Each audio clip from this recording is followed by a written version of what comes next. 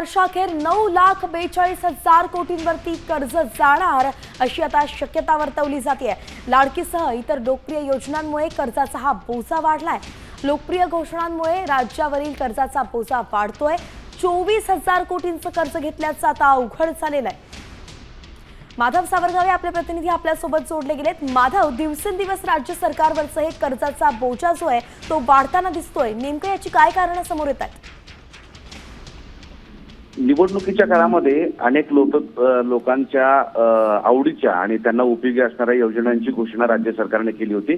आपण उदाहरणादाखल बघितलं तर लाडकी बहीण योजना, आणि त्यासाठी कोट्यवधी रुपयाची गरज पडते। आणि अशा स्थितीमध्ये या वर्षभरामध्ये म्हणजे जानेवारीपासून ते जून पर्यंत म्हणजे हा 6 महिन्याचा काळ जर बघितला त्यावेळेस आपल्यावर कर्जाचा अक्षरशः डोंगर चढलेला आहे। म्हणजे महाराष्ट्र सरकारवर जवळपास 8,55,397 कोटी रुपयावरचं हे कर्ज गेलेलं आहे। आणि हे कर्ज येणाऱ्या वर्षभरामध्ये आणखी उर्वरित 6 महिन्यामध्ये ते 9 लाख कोटीच्या वर जाण्याची भीती व्यक्त केली जाते। आणि त्यामुळं आता नेमकं काय करायचं असा प्रश्न आर्थिक जबाबदारी जी पाहतायत त्या सगळ्यांना पडलेला आहे। कारण जून अखेरीस कर्जाचा आकडा हा 8,55,000च्या पुढे गेलेला आहे। त्याची आर्थिक वर्षाच्या पहिल्या तिमाहीत म्हणजे पहिल्या टप्प्यामध्ये हा जो आहे एप्रिल, मे, जून या 3 महिन्यामध्ये राज्य सरकारने 24,000 कोटीचे कर्ज पण घेतलेले आहे।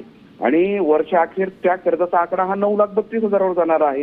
त्यामुळं आता नेमकं काय करायचं आणि ही सगळी जी तूट आहे, आर्थिक तूट, उत्पन्नाचे सोर्स आणि होणारा खर्च, या सगळ्या भिदा स्थितीमध्ये महाराष्ट्र अडकलेला आहे। आणि आता सरकार यातून वाट कसं काढतं हे पाहणं तितकंच महत्वाचं असणार आहे। आणि या सगळ्या लोकप्रिय योजना किंवा लोकांना प्रेरणा देणाऱ्या किंवा लोकांना आवडणाऱ्या योजना या चालूच ठेवणार का बंद करणार किंवा त्यात काही कपात करणार ही पाहणं तितकंच महत्वाचं असेल। अर्थातच माधव, कर्जाचा बोजा वाढतोय आणि राज्य सरकार कर्जाच्या बोजाखाली गेल्यावरती इतर योजनांना त्याचा फटका बसतोय। नेमकं याच्यावरती ठोस पाऊल केव्हा उचललं जाईल हेच पाहावं लागेल। राज्यभरातल्या जनतेचं त्याकडे लक्ष असणार आहे। आता isakal.com आहे देशातील नंबर 1 ची मराठी न्यूज वेबसाईट। प्रत्येक अपडेटसाठी isakal.com ला नक्की भेट द्या।